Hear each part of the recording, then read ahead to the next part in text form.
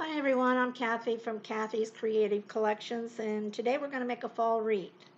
I've went ahead for time's sake and done most of the wreath because I just needed a little bit of space here to show you how to put the burlap on, and then that way we can just finish it on up because it is a little time consuming. In your kits I've included these strips of burlap, and what you'll do is kind of squish it together, and you're going to start on the back side of it and go up between the first two prongs, and then you're going to go down under the next one and then bring it up. It'll look like this right here, and then you're just going to bring the two ends together and tie it in a knot as tight as you can get it. And it don't have to be super tight to keep it in place, because it probably won't go anywhere. Just as tight as you can get it. And also, to make sure your wreath is full and yet you don't run out of these strips, I've allotted 4 strips between, you'll see here, here's the wrong one here. In between each one of these brackets here, you put 4 burlaps. That way you'll get all the way around. So just remember that.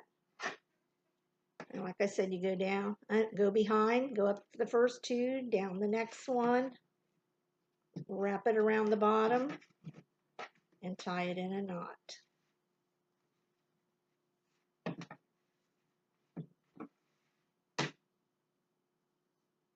Behind it, up through the first 2, down through the next one, over the bottom, and a knot.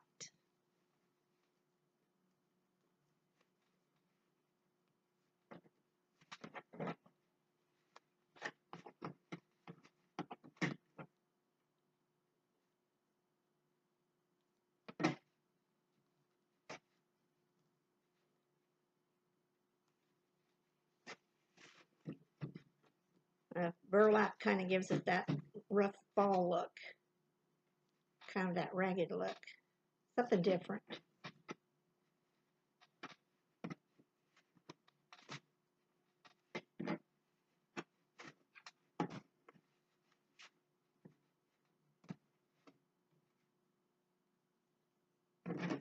On the back, up the front 2, first 2, down the very next one, and up over the bottom.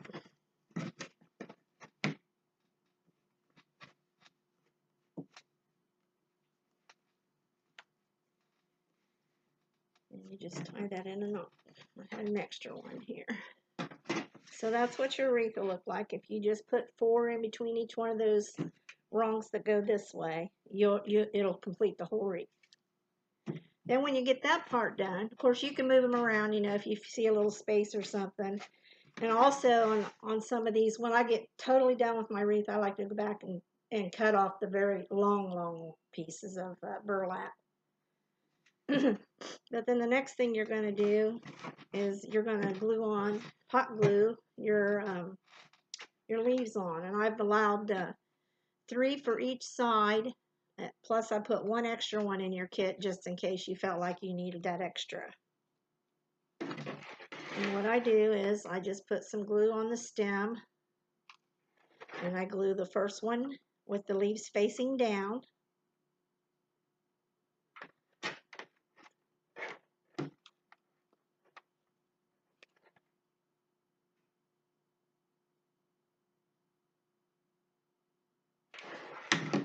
And the next one I put that under the first one just a little bit, and I glue it with the leaves facing up.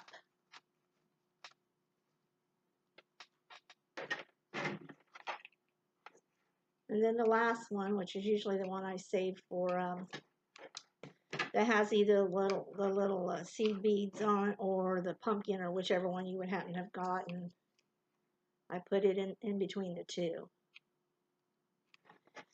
And you can get wire cutters and cut these down if you need to, but I just kind of like to position that right there on the bottom, in the last one in the middle. And you can move them around to fit whatever you need.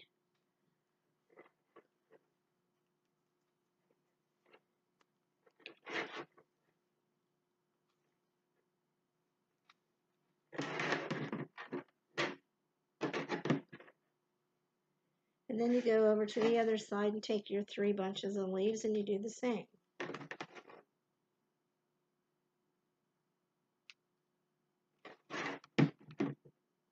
First one facing down.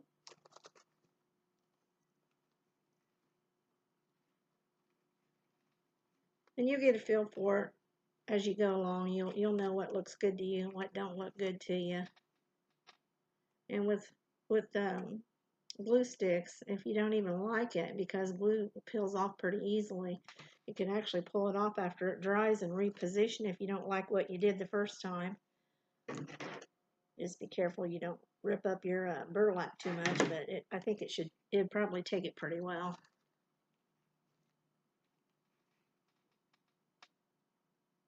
And you just have to hold this for a few seconds till it adheres to the burlap. Doesn't take very long, just a few seconds. Then you take your middle one again. And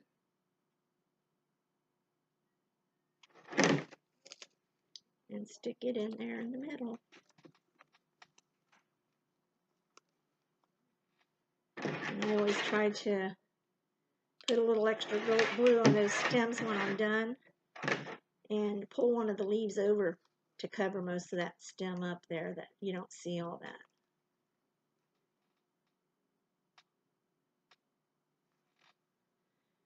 And then the last thing you're going to do is put your scarecrow on. And this may seem a little unorthodox to you, but it's just how I did it. And what I do is I try to find the middle here between the middle between the leaves here. And then I just weave it in behind the wreath frame here. I just weave it in behind one of those. And then I take it down to the bottom, and I do exactly the same thing. I just weave it in behind one of the bars. You don't have to go in and out, in and out. I just go behind one on top and bottom.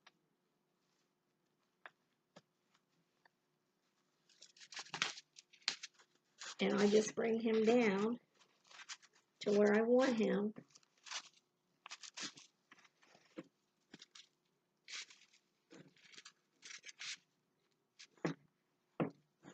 Always has to act up when you're trying to show somebody how to do it.